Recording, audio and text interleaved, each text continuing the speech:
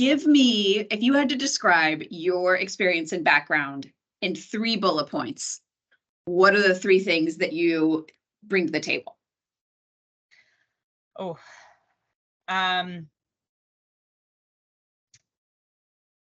okay. So I think I have a strong background in strategy and planning. So what that means is connecting the strategy to the execution. And so I think having been both on the strategy side and the execution side, I feel kind of like uniquely positioned to be able to assess what's going to work, essentially. Like a lot of ideas can seem to be like pie in the sky, really nice on paper, but when you actually go and implement them, it doesn't like resonate with the teams. And so being able to connect those things in a way that actually works, I think is something that I brought to the table. So that's so you're like the coach in a track and field team. You're running a 4x4. You're the coach that makes sure that baton handoff is smooth. Right. And it's like it's connecting the dots, really, because people get so siloed. These teams get siloed in their own processes.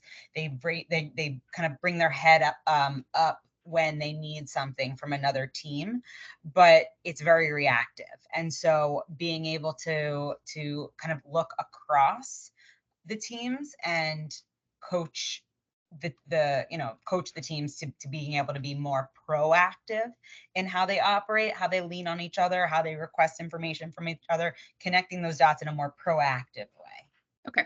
How did you do that with this client? Because you clearly help them think through a pretty convoluted, complex process with a lot of complexity that they just can't control, right? They're trying to take all of these different piece parts and put it together in a way that draws a straight line. If you had to say, like, what are the inflection points that help you do that with that team? Like, what were the nuggets that you did? Yeah, I mean, I think it was really important to understand the current state process as a baseline, and then poke holes in that. And I think like when someone or when a team is so ingrained in what they're doing and you ask them, why are you doing this? A lot of times the answer is because that's how we've always done it. And there is no reason for why, but no one can stop, catch their breath and ask the why, because it's go, go, go, go, go. So I think understanding that current state as a starting point, poking holes and asking the why, understanding why we do things the way we do it. And then when there's not an answer for why, it's changing it and optimizing it. And maybe it's removing a part of the process or short circuiting a part of the process. And kind of not being able to look at it with fresh eyes, I think really, really helps, because when you're ingrained, it's hard to rise above. How do you, okay, so with this team, and maybe with any team that you've worked with, your job is to poke the holes, but how do you do that in a way that's positive, because we all know, right? Like, when you're a consultant, you have to work the people as hard or harder than the problem. Yeah, and so when your job is to like be a bit of a naysayer, how do you do that in a way that keeps everyone motivated and really like trusting and liking you? Yeah, I mean, and I think like the naysayer piece, is you've got to make sure that the client is there's a reframe there, and it's like being able to scale them, right? Like it's showcasing their abilities to do this, and so it's setting them up for success. And so I think it's a very collaborative process, and it's not coming in and mandating these changes, but it's really like illustrating how processes or problems can be solved in a more efficient way that then frees up resources for other things, and really like adding value in other ways. And so I think if you can get some quick wins immediately, and show that you can add that value and build that trust with the client or the stakeholder, then they'll be more likely to kind of open up and identify other areas. Yeah.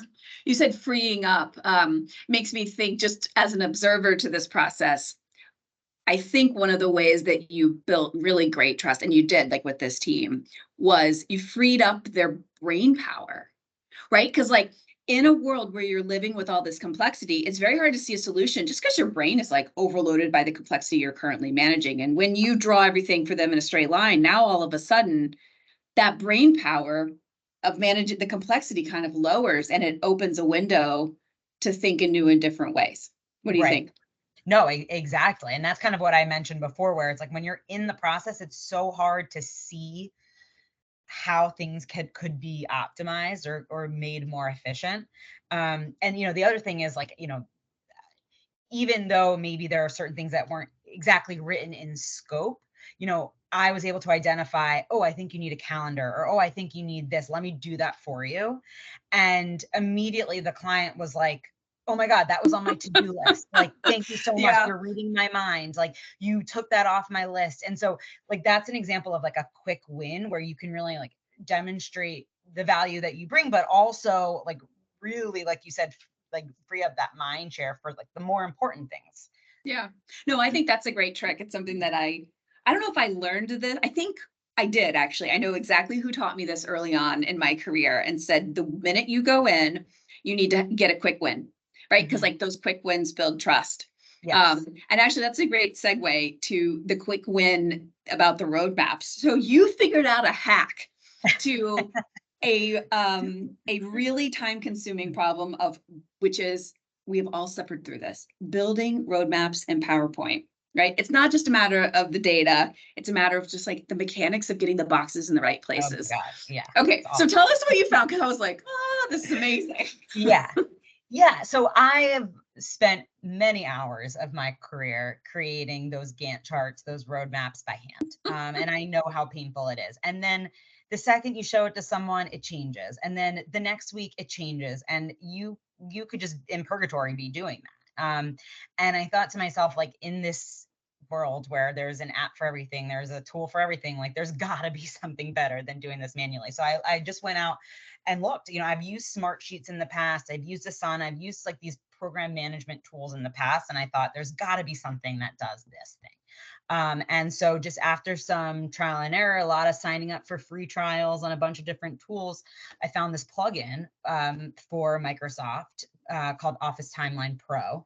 And it's actually really inexpensive. Like I couldn't believe how inexpensive it was.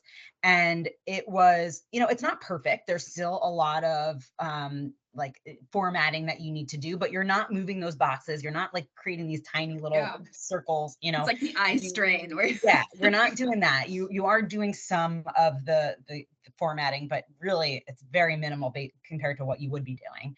And it's a really great tool where you can upload a spreadsheet. And if you think about like a project plan or like a backlog, most likely you have it in a spreadsheet anyway. Mhm. And so you maybe just format the data a little bit differently, and that's easy. And you upload it to this tool and it spits out this beautiful Gantt chart, and you format it to whatever you want it to be. And it's an easy way to repeat, especially when you want to do it every quarter, every month. It's a really easy way to get that rep in. And the data can also be maintained in that same way, so you're not having to do duplicate work. And I thought, again, that's a great win, especially something to eventually hand over to the team and say, okay, now you can Yeah, maintain I am this. gonna I think we have handed that over to the team, which is like, Yeah, we'll help you, but then we'll very quickly teach them right. to fish, right? Exactly. It's not hard to learn. There's a lot of tutorials online, and the support that the company provides is also pretty great. So, Okay, 1 minute left. I'm gonna ask everybody the same question, which is, what did you learn from them? what did I learn from them? Um, something that I thought the client, and I'm not sure if you wanted me to say one thing I learned, the client she's very collaborative. And I think, while I knew this is important to get buy-in all along, but she really, even amongst her peers and amongst the people that report to her, she wanted to make sure everyone was aligned and brought along the way. And as a consultant, you come in and you think we're managing up.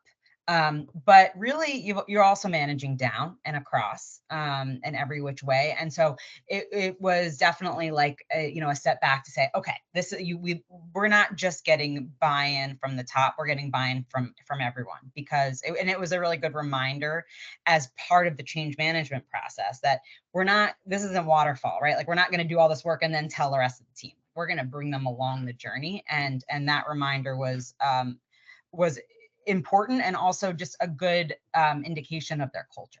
Yeah. No, she in particular, as an individual, I have worked with her, is so collaborative. And I'm glad to hear you say that you've really, that like wraps it up for me. You're right, completely. I had an interaction with her yesterday and I was like, she's really good at that. Like, it is something that in my job I don't necessarily have to do. So Right.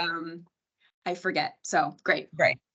Carly, thank you for taking 10 minutes with me. I appreciate it, and good luck with your next role. And I'm sure I'll see you soon. Yeah. This was awesome. Thanks for the opportunity. And if there's ever anything else in the future that you could use some help with, don't hesitate to reach out, and be happy to partner with you again. I'd love that. Yeah. I'll let you get your feet underneath you in the new role. Yeah. All right. I'll talk to you soon. Bye. All right. Thanks, Lauren.